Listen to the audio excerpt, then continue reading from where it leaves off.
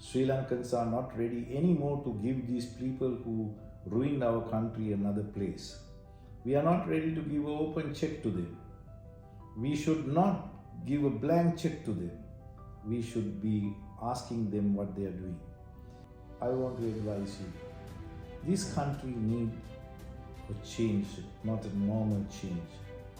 It needs a drastic change to happen. It is called fundamental change.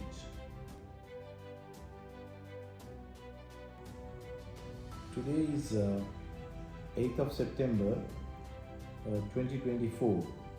The whole country is preparing for an election. This election is very crucial. Nearly after 70 years of politics, Sri Lankans have come to a juncture. They want a major change to happen in Sri Lanka. And there was a reason for looking for major change. Always it was a change. During this period of time, especially the last 20 years, the country went out of the track. The politicians who came to power, they were each other doing the justice to their families and their followers, but not to the country. And unfortunately, the 1977 so-called constitution, which empowered the president with absolute power. When JR did it, he said, I have the power to do anything other than man to a woman to woman to a man, which was said by Napoleon Bonaparte. It was quoted by Political Thought, Penguin series book. Now I want to tell you, this constitution had been amended from 1977 to now many times. It was not to do the justice for the country, it is to retain in power. It is true JR did it also, but his ambition was to stay in power and give the world a trust that whatever the economic decisions are taken, it is strong. But it went to the wrong hands. In last 20 years, they had done so many mistakes. I would call it mistakes for the moment, because they took so many loans and they were misused, misappropriate. Without planning, it was given to the hands of certain politicians to handle. And it went on astray, the whole plan. There was no plan if you take it, if it not been controlled. Today what has happened, the country had been literally announced it is bankrupt. 2.5 years ago, the present president, he said, I don't have a party, I don't have a cabinet, I don't have the majority in parliament, but I took over. And he said he did it the best. Only what happened, the loans that we have taken from externally, we have postponed it. We have even increased the loans. And from the time it says bankrupt to now, our foreign debt have increased. And we are boasting ourselves after selling our beloved people to the whole world. More than 2.5 million of Sri Lankans are working abroad.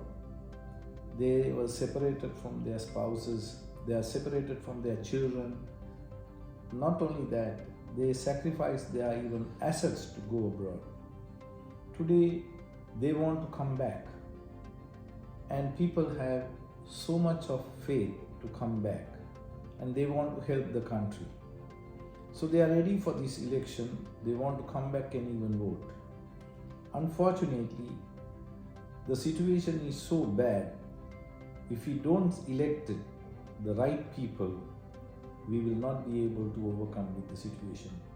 But even now, people who were always supporting the color, the party that they were belonging to many years, they are still in the same lot. I want to advise you, this country needs a change, not a normal change. It needs a drastic change to happen. It is called fundamental change. there is so much of political talk going on in Sri Lanka, political stories going on, but there is no much political thought. And what we need is political thought and a commitment to do. So let us talk about this election. If the gentleman, whoever comes to power, saying with political thought, will he be able to execute and what he have to do? And in order to do that, we must know how this country became bankrupt. If you find employment in the country, the national growth will go up. The previous governments were not concerned about national growth. As a result, many people have to go and serve in other countries and grow those countries, not our country. But we were just dependents of dollars. So national growth to come, our manpower is important. 22 million, only 8.5 million is the workforce. Out of that, 2.5 million were outside the country. And the dollars that came, it was misused. They were not productive. At the same time, they took loans. And these loans, good part of it went for infrastructure. That is where the theft happened. A lot of money were misused in very bad way. It went out of circulation. If that construction work had brought employment, the money would have been in the masses. The masses were cheated not only from the law and the constitution misusing, also the finance. That is, as a result, our country became bankrupt. In order to come out of this bankrupt, whoever comes to power have to do the justice. First, he have to make the change of constitution. It will take time. People have to have patience. And also, there is two parts in law. One is the law and the execution of law. We are very poor in execution of law. People have to be brought to justice, whoever have to be brought to justice, and independently taken action against them. All mishandling, the crimes which was done in the past, we should bring it to a justice with an independent judiciary system. Secondly, we should have a proper financial controls. There should be a body who have to endorse any loan that we take it from other countries, and it should be monitored that it was used for that purpose. And the Sri Lankans abroad who have gone, they should be rewarded for the funds what they are sending. It was never done. And one person who is today vocal about it is Kumudu. I am not a political animal. I never did politics in my life, other than we are sympathizers or we are supporters of political parties. When I say we are few people like that, not the majority. Today, majority is educated because masses were suppressed so much that made them to get educated. I believe today we have educated nationals in Sri Lanka. They will do the justice. All these politicians used to address my educated fellow men, but they know they were not. Today they are educated. These people cannot cheat. And we, Sri Lankans, are not ready anymore to give these people who ruined our country another place. We are not ready to give an open check to them. We should not give a blank check to them. We should be asking them what they are doing. So, Kumudu, I see he have gained momentum in this parliament election to come because he had been always vocal with his policies. Contextually, he was able to bring a policy to the country. I read it. That is the very reason I was thinking why we should be not vocal about what is happening.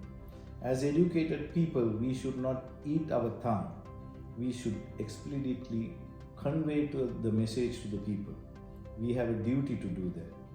Many educated people in Sri Lanka it is not only the politicians, they have done so much of wrong. My friends who were in university, they were going behind these politicians. They also did wrong. I invite these professionals, whatever you did, reconcile today and think of future generation and stand for the justice. The chartered accountants, chartered engineers, doctors, professors, including the elite society in business, you all took a lot of advantage over situation with politicians. Stop this. Come forward, reconcile again with Anurukumara Disanayaka and bring him to power as the president. Thereafter, we'll think about how we form the government. Thank you very much.